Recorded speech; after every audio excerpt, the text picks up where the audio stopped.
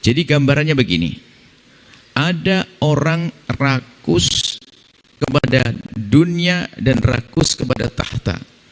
Maka kerakusan kepada dunia dan tahta akan merusak agamanya. Kemudian di situ ada dua serigala. Serigala itu satu saja kalau lapar bagaimana dia? Seramnya dia kepada binatang ternak. Satu serigala. Tapi ini bukan satu serigala, dua serigala. Model serigala. Lihat, kalau berdua serigala ini semacam bersaing. Padahal dia lagi mencerengkeram mangsa. Ngelihat temannya itu, atau teman bisa jadi lawan kalau sama-sama lapar. Kalau sama-sama yang jadi teman, tapi kalau sama-sama lapar jadi lawan. Ngelihat temannya lagi menerkam kambing, nggak terima dia. Dia juga merebut lagi, terus begitu. Hancur itu ternak dengan dua serigala. Kalau satu serigala mungkin menerkam satu kambing, dimakan, selesai. Tapi ngelihat dia lagi makan begini. Lagi menerkam kambing, tak taunya ngelihat temannya menerkam, nggak terima dia. Berebut, terus hancur. Itu kambing gara-gara dua serigala lapar. Serigala saja seram, lapar, dua berebut. Bagaimana? Serem di atas serem di atas serem. Itu ternyata nggak ada apa-apanya dibanding dengan seramnya manusia yang rakus kepada kekayaan dan kepada tahta.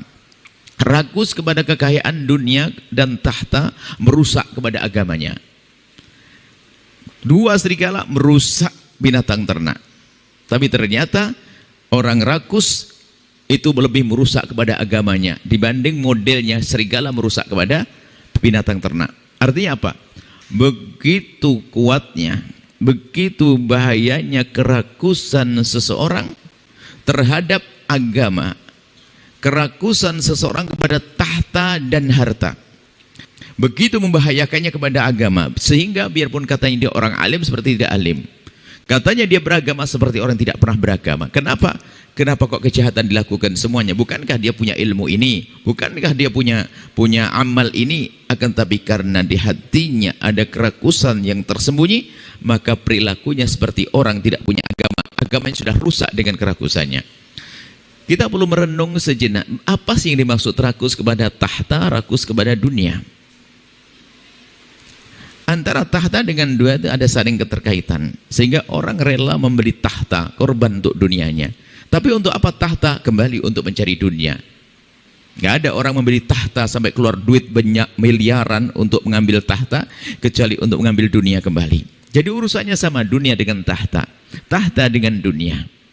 Sehingga mungkin ada orang yang jadi sesuatu, dia berbayar dengan nilai yang sangat besar, tujuannya pun pada akhirnya untuk mengembalikan hartanya, dunia. Nah itulah cinta dunia, berputar-putar antara tahta dan dunia, dunia dan tahta.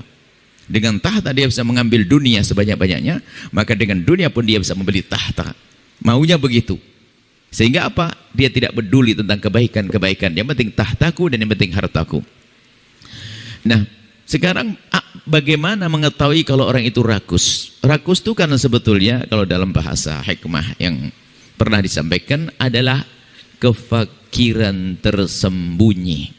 Biarpun katanya hartanya melimpah, tapi dia masih seperti orang fakir.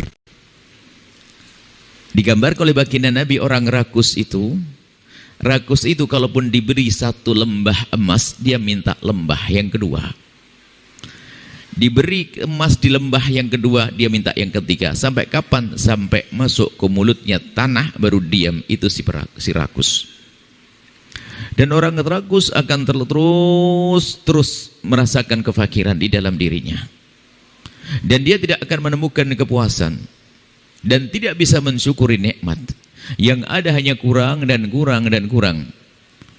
Dia sudah bisa beli rumah, membangun rumah yang bagus, megah. Kemudian lihat tetangga yang bangun lebih megah lagi.